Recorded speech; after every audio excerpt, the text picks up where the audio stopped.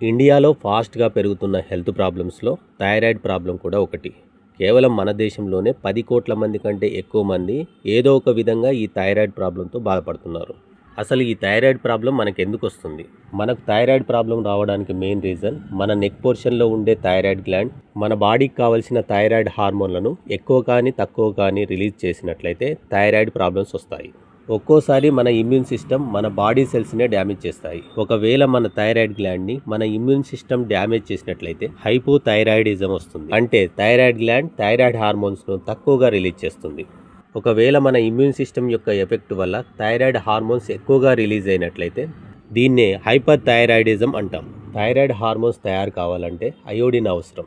ఒకవేళ ఈ అయోడిన్ మనం తీసుకునే ఫుడ్లో సరిగా లేనట్లయితే ఈ థైరాయిడ్ ప్రాబ్లం వచ్చే అవకాశం ఉంటుంది. ఒకవేళ ఫ్యామిలీలో ఎవరికైనా థైరాయిడ్ ప్రాబ్లం ఉన్నా కూడా ఫ్యూచర్ జనరేషన్కి వచ్చే అవకాశం ఎక్కువ. మనం స్ట్రెస్లో ఉన్నప్పుడు కార్టిసాల్ అనే హార్మోన్ రిలీజ్ అవుతుంది. ఒకవేళ స్ట్రెస్ లాంగ్ టైం ఉన్నప్పుడు కార్టిసాల్ హార్మోన్ ఎక్కువగా రిలీజ్ అవుతుంది. కార్టిసాల్ హార్మోన్ ఎఫెక్ట్ వల్ల థైరాయిడ్ హార్మోన్ ప్రొడక్షన్ తగ్గిపోతుంది. లేడీస్లో అయితే మెచ్యూరిటీ టైంలో, ప్రెగ్నెన్సీ టైంలో, మోనోఫాజ్ టైంలో థైరాయిడ్ ప్రాబ్లమ్స్ ఎక్కువగా వచ్చే అవకాశం ఉంటుంది. మెడ భాగంలో క్యాన్సర్ ట్రీట్మెంట్ కోసం రేడియేషన్ థెరపీ ట్రీట్మెంట్ తీసుకున్నప్పుడు కూడా థైరాయిడ్ ప్రాబ్లం వచ్చే అవకాశం ఉంటుంది. మన బాడీ యొక్క ఎక్స్టర్నల్, ఇంటర్నల్ రీజన్స్ వల్ల ఈ థైరాయిడ్ గ్లాండ్ థైరాయిడ్ హార్మోన్స్ను తక్కువగా రిలీజ్ చేస్తుంది. ఈ సిచ్యువేషన్ని హైపోథైరాయిడిజం అంటాం.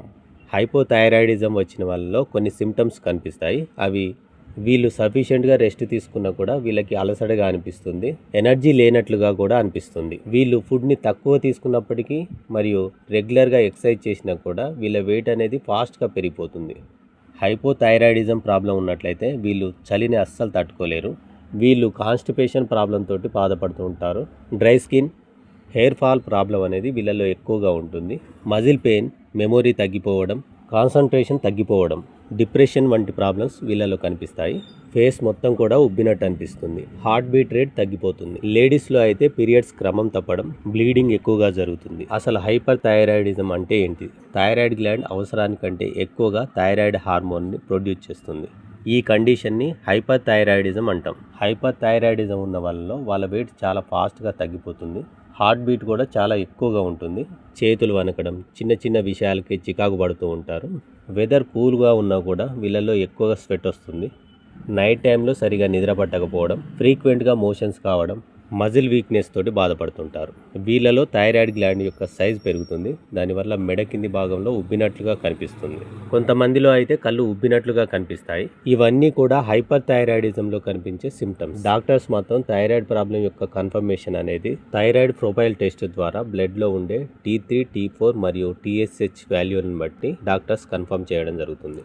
థైరాయిడ్ ప్రాబ్లమ్ని ఇంట్లోనే ఉంటూ పూర్తిగా కంట్రోల్ చేయలేము, కానీ good life style, proper food హ్యాబిట్స్ని ఫాలో కావడం వల్ల ఈ థైరాయిడ్ ప్రాబ్లమ్ని కొంతవరకు కంట్రోల్ చేసుకోవచ్చు. హైపోథైరాయిడిజం ఉన్నట్లయితే అయోడిన్, సెలేనియం ఎక్కువగా ఉన్న ఫుడ్ని తీసుకోవాలి.